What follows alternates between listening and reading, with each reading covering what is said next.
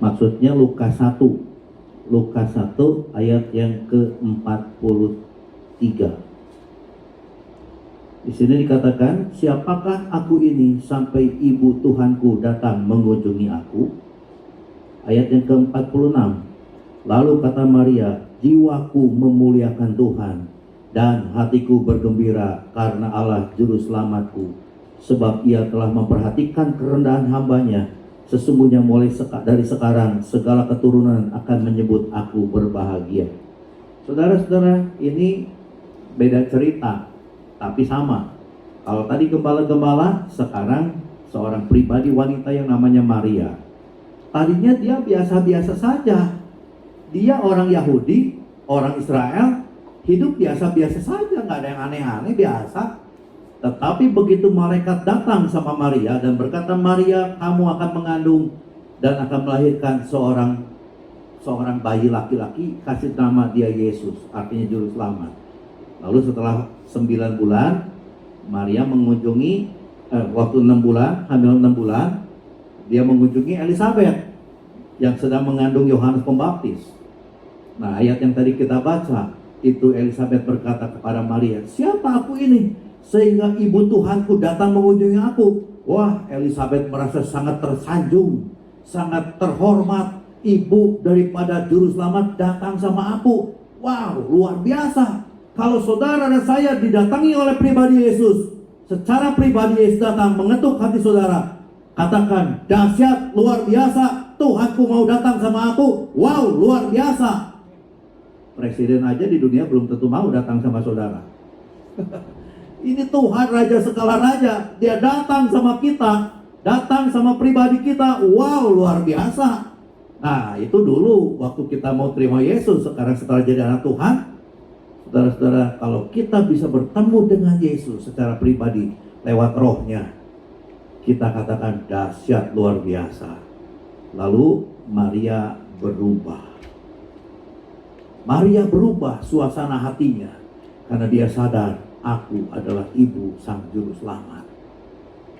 Beda saudara sekarang. Dia memang mengandung. Memang mungkin ada omongan-omongan di luaran yang mencibir. Tapi dia tidak merasakan itu karena sukacita sorga lebih penuh dalam hatinya. Dan akhirnya dia bisa memuji Tuhan. Biarlah saudara juga memiliki perjumpaan pribadi dengan Tuhan. Sehingga kita memiliki predikat yang luar biasa. Ibu dari Tuhanku.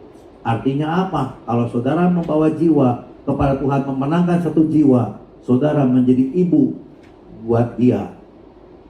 Ibu artinya harus membimbing, harus memberi makan, harus memelihara kehidupan rohani dia. Jadi kalau saudara dan saya memenangkan jiwa, bawa jiwa kepada Tuhan, bawa jiwa ke gereja, maka kita yang harus dampingi dia. Memang itu pribadi diserahkan kepada Tuhan. Di gereja ada bapak gembala yang memelihara kehidupan rohani, menjaga dia. Tetapi kita pun sebagai orang-orang yang memenangkan dia, membawa dia, kita harus menjaga dia supaya dia terus bertumbuh di dalam Tuhan.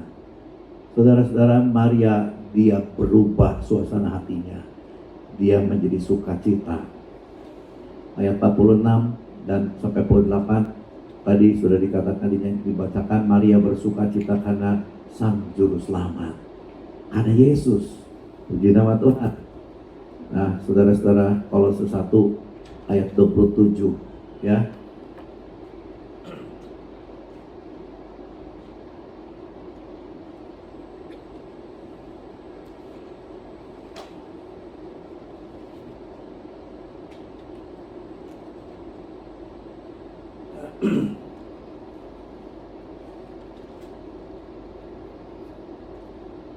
Kolose 1 ayat 27, kepada mereka Allah mau memberitahukan betapa kaya dan mulianya rahasia itu di antara bangsa-bangsa lain, yaitu Kristus ada di tengah-tengah kamu. Kristus yang adalah pengharapan akan kemuliaan.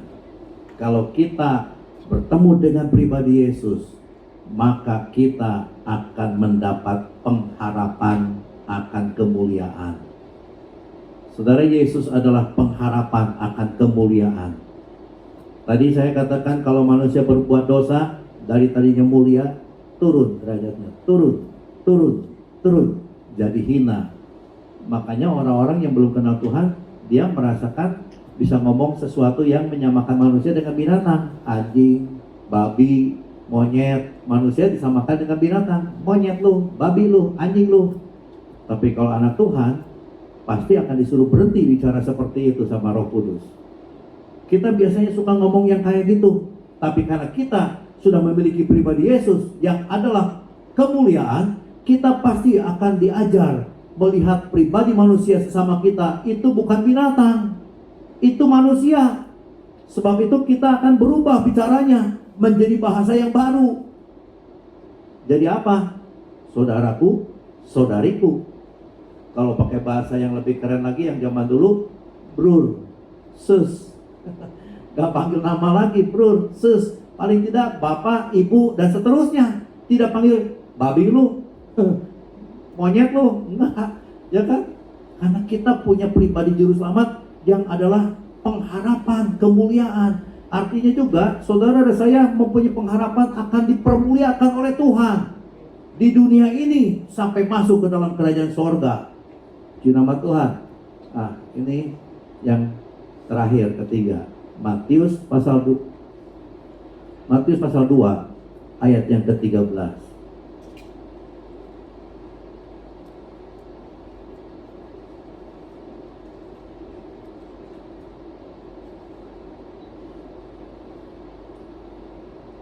Injil Matius 2 ayat 13. Setelah orang-orang Majus itu berangkat, nampaklah malaikat Tuhan kepada Yusuf dalam mimpi dan berkata, bangunlah, ambillah anak itu serta ibunya, larilah ke Mesir dan tinggallah di sana sampai aku berfirman kepadamu, karena Herodes akan mencari anak itu untuk membunuh dia.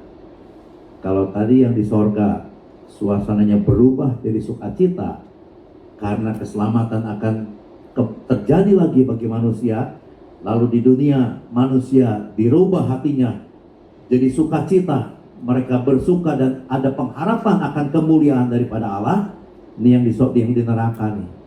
Iblis itu kandidat neraka.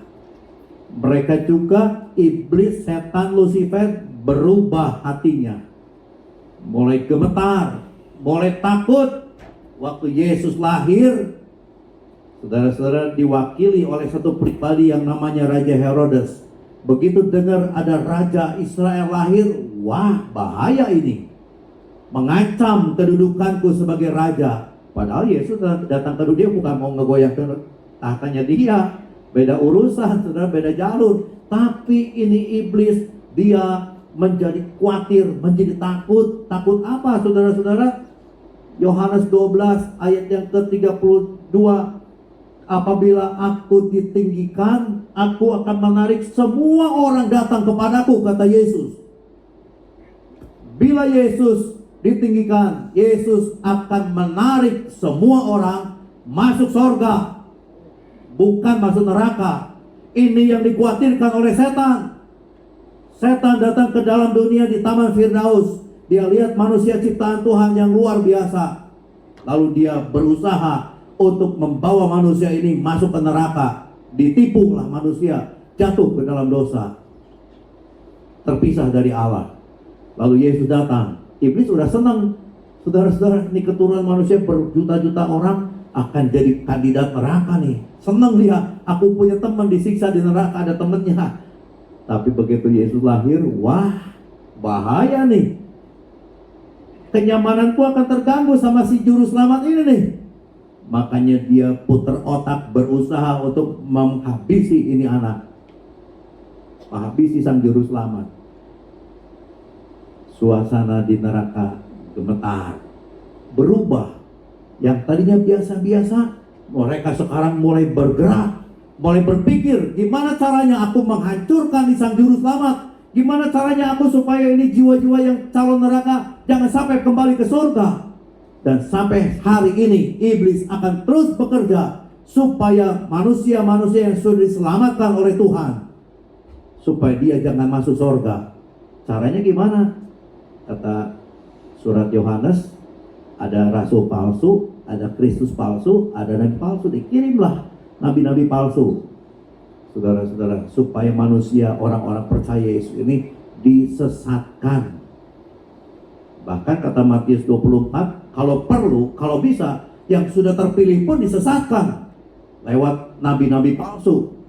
Nabi palsu bikin mujizat, wah ini hebat, lalu banyak pengikutnya. Hati-hati, saudara-saudara, dalam hidup kita sebagai anak Tuhan, hati-hati jangan gampang tergiur dengan pengajaran-pengajaran yang aneh-aneh, dengan pengajaran-pengajaran yang kelihatan spektakuler.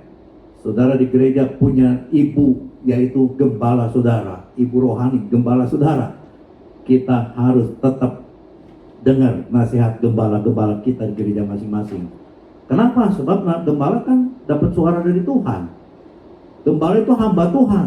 Gembala itu harus menyampaikan isi hati Bapa. Dan gembala-gembala bertanggung jawab terhadap domba-dombanya Tuhan, jemaat Tuhan. Jadi kalau gembala ngomong yang ngaco, dijewer sama Tuhan. Tapi kalau pendeta-pendeta palsu, nabi-nabi palsu, dia ngomong seenak-enaknya. Sebab memang dia punya niat tidak baik. Itu diilhami oleh roh setan tadi. Jadi saudara-saudara, iblis gemetar, kata Matius 8 ayat yang ke-29, setan itu akan dimasukkan ke neraka. Begitu dia tahu Yesus lahir, makanya dia berusaha untuk membunuh bayi Yesus. Kenapa? Kalau ini bayi makin besar, dia akan jadi juru selamat. Dan nanti satu saat setan akan dimasukkan ke neraka. Udah habis dia. Artinya apa saudara? Dengan Yesus lahir, setan sadar, waduh, waktuku semakin dekat masuk ke neraka. Dengan Yesus lahir, waktuku dihukum di neraka makin dekat. Jadi dia berusaha untuk menghabisi bayi Yesus. Zaman sekarang dia berusaha untuk menggagalkan rencana penyelamatan Tuhan bagi umat manusia. Saudara-saudara, nah satu pribadi lagi, ayat yang terakhir. Saudara, dalam Filipi pasal yang ke-3 ayat yang ke-10.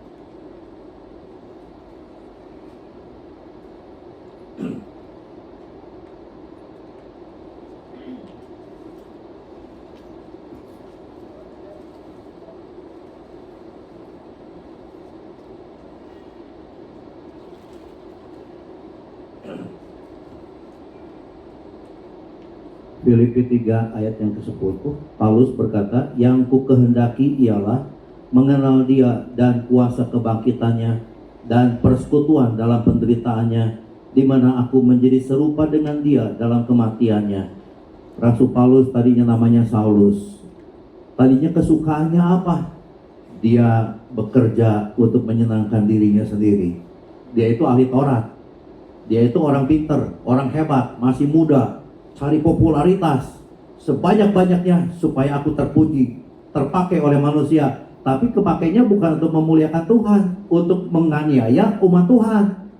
Jadi Saulus ini kepakai banget sama imam-imam kepala untuk nangkepin orang Kristen, untuk membinasakan kandidat sorga. Kepakai banget. Dia senang, dia punya kebanggaan yang luar biasa. Aku orang Yahudi, suku Benyamin asli, dilahir disunat umur ke-8 dan seterusnya. Dalam hal pekerjaan aku penganiaya jemaat Tuhan, bangga luar biasa. Tetapi pada waktu Yesus lahir di hati dia berubah. Dia berkata, yang ku kehendaki sekarang bukan ngejar-ngejar popularitas untuk kesenanganku sendiri, tetapi yang ku kehendaki adalah mengenal dia dan kuasa kebangkitannya. Buat apa? Supaya aku jadi serupa dengan dia di dalam kematiannya. Puji nama Tuhan. Saudara-saudara, biarlah ini menjadi kerinduan hati kita. Kita mengingat hari kelahiran Yesus. Kita beribadah Natal, kita merayakan Natal, itu baik, tidak masalah. Tetapi yang penting di dalam hati kita harus punya hatinya Bapa, harus punya pikirannya Bapa, dan punya perasaan Bapa. Apa itu? Suasana sorga ada di hati saudara. Lalu yang kedua, biarlah kita mau membawa jiwa-jiwa kepada Tuhan.